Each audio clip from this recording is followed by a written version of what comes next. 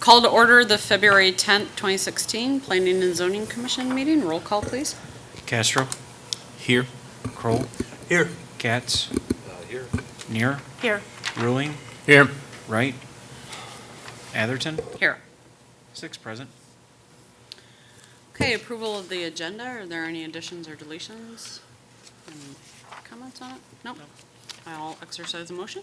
So moved. So moved by Kroll, Second. second by Katz. Those in favor say aye. Aye. All opposed, same sign. Citizen comments will open the floor to anyone who would like to speak on anything not as part of the public hearing this evening. If there's anyone that would like to, you're welcome to come to the podium. And there's only a couple people in the audience, so they're shaking their heads no. So we will move on to the approval of the minutes. The January 27, 2016 meeting minutes. Any additions, deletions, corrections? Madam Chair, I just want to make a quick comment about the minutes. I was reviewing this minutes, and there is a statement here that is correct. But I just wanted to add a little bit more context, and that is on the third page. That first paragraph says that I.D. Castro stated that he personally has not experienced traffic congestion issues in this area. And I think I said it at that time, and if anything, I say it now. I have not experienced traffic congestion issues in this area because I have never been in that area during the day, and therefore have not been exposed. And I just wanted to make that clarification because in the context of the rest of the minutes, it might almost be interpreted as I am contradicting other comments and discussion from that day. So again, nothing that I would suggest that needs to be changed here, but I'm sure that whatever we're saying now will remain on the record. So. Okay, thank you. Anyone else? Yep. I had one egregious error noticed within the roll call. My name's spelled with one T, but it's all right. Oh, yes, it is. No, C-R-U-L, the last Take name's care. right. This is my first name has two T's. Okay, so that is noted. I literally just now noticed, so it's not like I was waiting to fire that or anything. So with that amendment to the minutes, anyone else? The voting on the special use permit, this is, it said that all approved by voice vote. And the motion was approved by a roll call vote. Which page are you on? I believe it's page 3. Okay. Yes. About halfway down. Oh, where Katz moved to approve the special use permit and Rolling seconded and then voice vote. That spot? Yes. Yeah, it was roll call.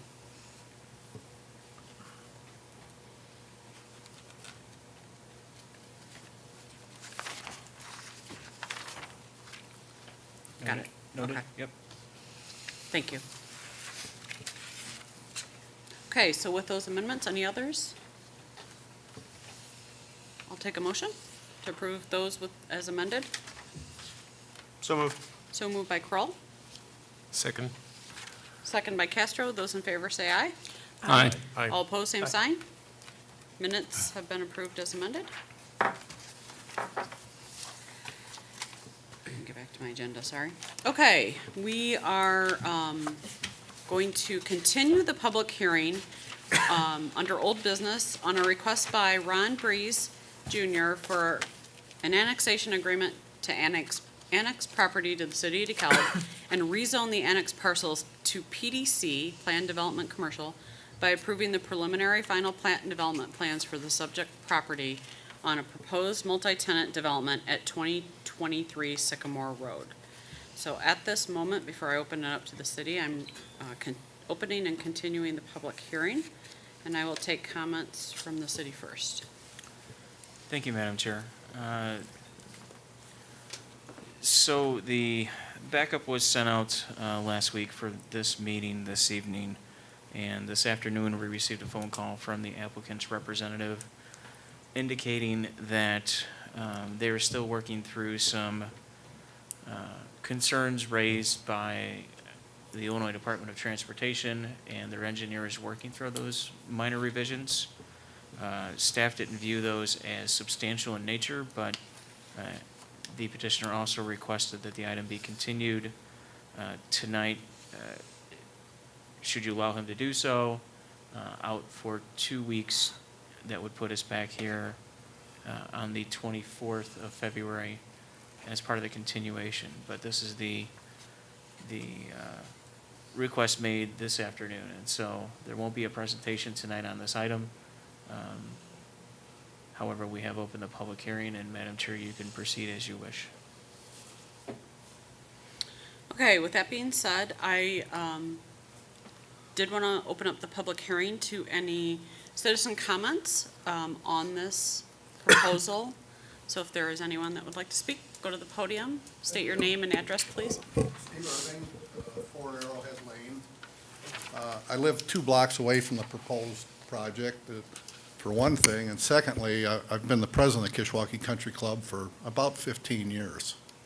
And the Country Club board is unanimous in their agreement that what currently exists there is really an eyesore. And we're wholeheartedly in favor of seeing that redeveloped. And I think Ron has a pretty nice plan that he has proposed there, but we have some substantial problems with his proposal. And I've met with him 2 or 3 times and discussed our concerns.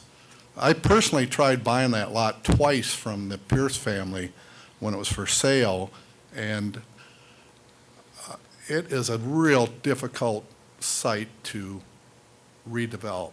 I think just the comments with the DOT, with the access that Derek has just mentioned would attest to that, not to mention height restrictions, setbacks, et cetera. So again, the Country Club as a group of equity members, we're very much in support of seeing that lot redeveloped because it is quite an eyesore for the whole community, and especially people that live in that neighborhood.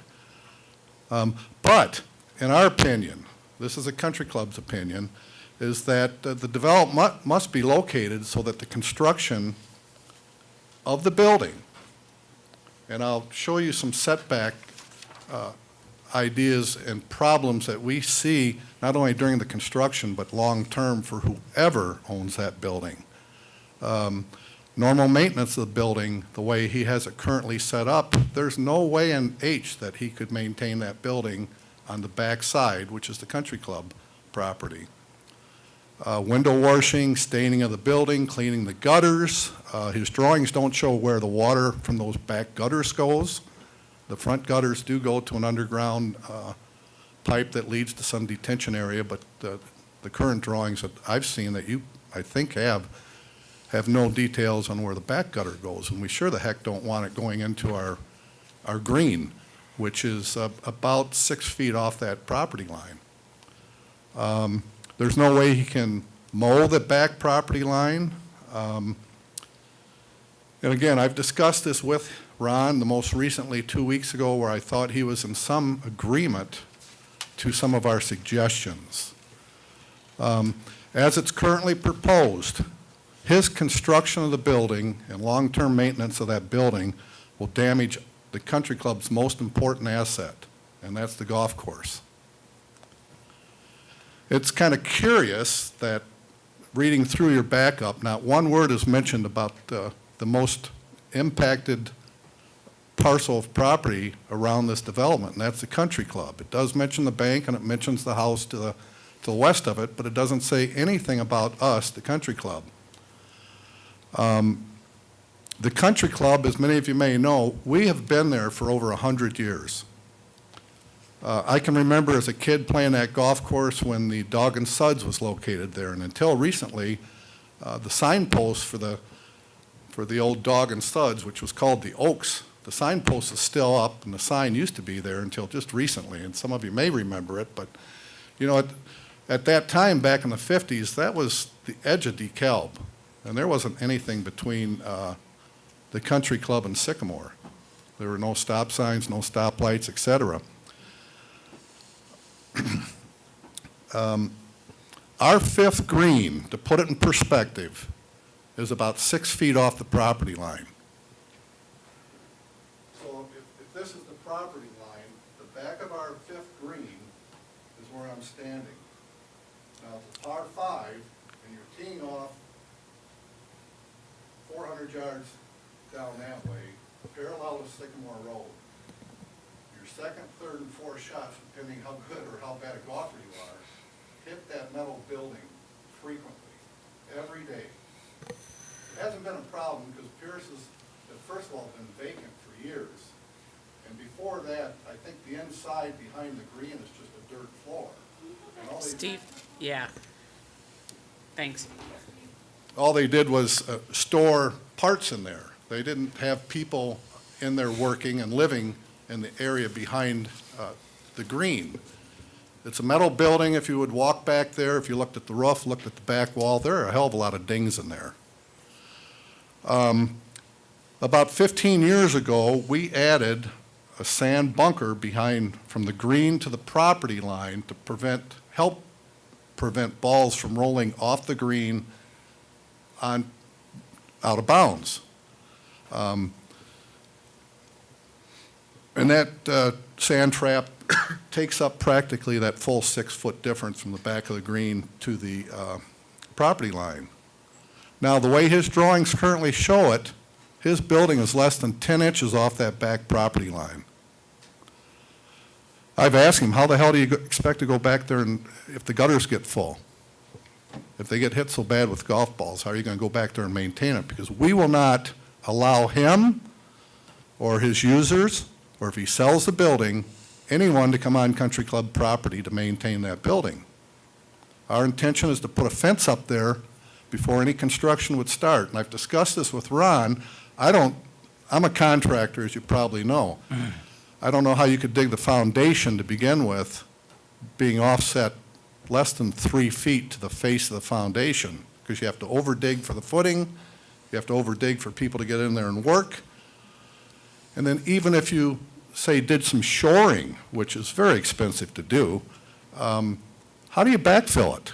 He can't drive a Bobcat behind that building without going into our sand trap. To me, you know, the existing building's 10 feet off the property line, and it gets hit all the time. The building he has proposed, it has a brick knee wall about 3 feet high, and then it's drive-it. And if you know what drive-it is, it's a stud wall with about, he's showing, I think, 2 inches of styrofoam, and then you have about, at a maximum, 1/8 inch of a plaster material that's put over it. And I've seen many buildings that have drive-it on it near golf courses, and it's really interesting. You know, it looks like Swiss cheese, because the ball hits it and it damages it. And what we're concerned about is that the way it's proposed is creating a nuisance for the country club, and it's going to create a nuisance for whoever owns that building and whoever the users are. Now, the way the laws are written, a golfer, if he hits a car or he hits a house, and I've built about 200 houses and townhouses on that golf course, the golfer is responsible to fix a broken window in a house, to fix a broken window in a car. That happens. And in this case, if precautions aren't taken in the planning stage, are we, the country club, going to be responsible for taking care of that building every time it gets hit? I mean, there are things that I've suggested to him that he could do that could really help protect that building, and it would help in the construction phase, and it would help long-term for whoever are the users of the building and whoever owns the building. He could very well sell it, you know, a year from now, and someone else is going to take over, and they're going to raise hell because there's all these holes in the drive-it in the back. Well, our suggestions were, number one, we would love to see any new building set no closer than what the current building is. Now, that could be achieved in a number of fashions. You could narrow the width of the proposed new building. You could reduce the parkway between his front parking lot and the curbing. And I don't know if there's some room to narrow the sidewalk in front of the building and/or the passageway of the roadway in front of his off-street parking. But these are items, I know as a developer, when I looked at that lot, I took into account, and I'm not putting words in anybody else's thought process, but I think anybody that would have bought that lot should have taken those things into account before they started planning it. Another thing we would ask that he consider would be offsetting the building more that would allow him to maintain the back of that building. That was one. The second item was to, in lieu of having drive it on that back wall, is to have a solid masonry wall back there. Now, that still creates somewhat of a problem for the country club, because if you can picture a guy that skies a chip shot that goes flying and hits that masonry wall, it's going to come back to the course. But it's not going to damage his building like a drive-it wall would. So the third thing we asked that he consider would be to offset it, put a masonry wall the full height to that back wall, and then thirdly, put a landscape buffer behind the building, which could consist of some evergreens. You know, if you planted some 4 or 5 foot evergreens in a couple of years, they would easily reach 8 to 10 feet, and then the evergreens would protect balls from hitting the building. So those were we'd love to see the site redeveloped, but I mean, as the drawings show it that you have in front of you, as I say, it's less than 10 inches off the property line. Now, this is a PUD. I've read the code. I know the code pretty well. It says the back property line can be a 0 lot line. Well, we would not allow him to do a 0 lot line. Even if you approved it, we're going to put a fence up there to prevent that. We don't want our course, as I say, it's been there for 100 years. And we don't have many options for protecting our property other than doing that.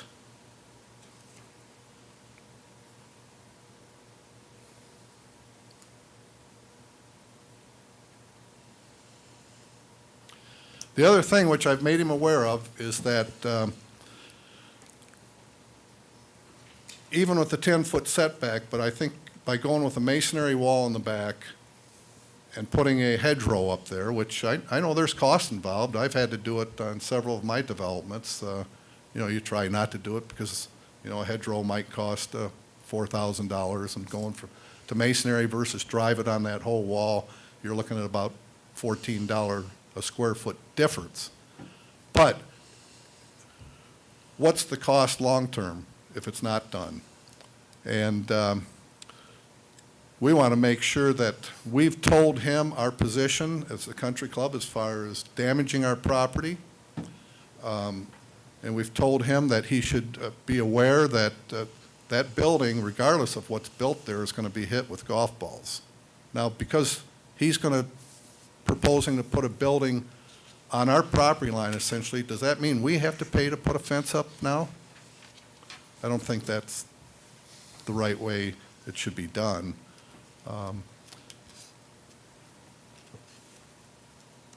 Again, those are our main concerns, and we'd love to see it developed. I know it's a lot better plan than what some other people had proposed about 6 months ago for that site. It's one story. It seems to me like a good usage of the property. Certainly would be an improvement for the whole city and the people that live down that street.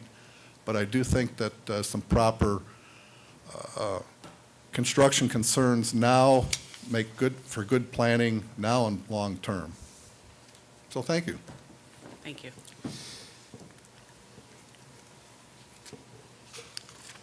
Anyone else that would like to comment at all? No?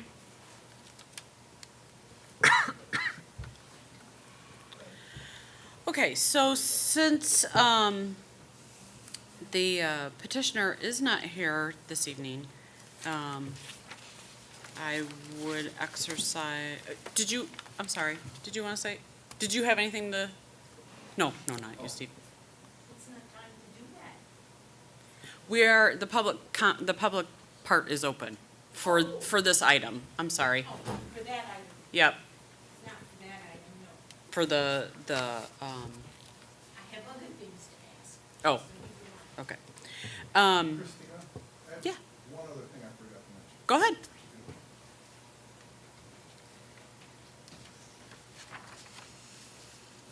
And I just want to point this out because I think it could have some impact on somebody's decision-making. But Ron and his wife are not equity members of the country club. I've never seen them golf out there. Last year, he and his wife did join as social members. He has no equity in the club and no financial responsibility for lawsuits or others things of that nature that could come before the club because of damage to buildings, et cetera.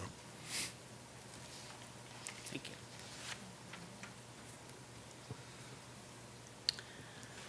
Okay, so I will put forth one more time if there's anybody that would like to speak about this item. Okay, so we, as Derek had said, as we started this item, we will need to continue this public hearing until at least February 24th. And I'm sorry, Derek, do I need to have a motion, or we just continue the public hearing and? A motion would be preferred. Okay, so if anyone, I will take a motion to continue. So moved. So moved by Kroll, Second. second by Ruling. Those in favor say aye. Aye. All opposed, same sign. All right, we are continuing that till the next meeting on the 24th.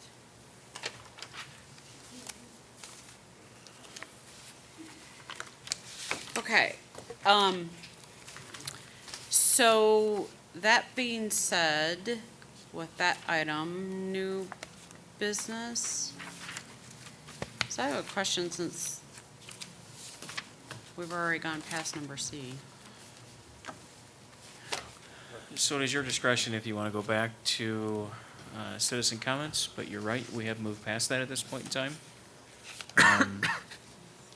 That would probably take a motion to go and address that if Bessie has something she wants to bring before you. It's your choice. We have moved past that item. Your choice, Madam Chair. Bessie, we, the citizen comment section, we've already gone past. I know, I'll talk to you later, that's okay, Okay, that's my bad. okay, because we could, Just can't roll fast enough. but that's okay. We could, if there was something that you wanted, we could put a motion forward to reopen that piece. No, that's okay, I can do that later, I'll just talk to you. Just go on. Okay, okay. So we're at new business. There being none there. Considerations, future considerations, none at the moment? None. So the next meeting we have set now for February 24th, with this item continuing and the potential of something else on I the? think they'll have two items. They'll have this one and Okay. another. Okay, before I take a motion to adjourn, does anyone have any reports or any items? No? Okay, so I'll take a motion if you'd like. So moved. So moved by Kroll, Second. second by Castro. Castro. Those in favor say aye. Aye. All opposed, same sign. We have adjourned. Thank you.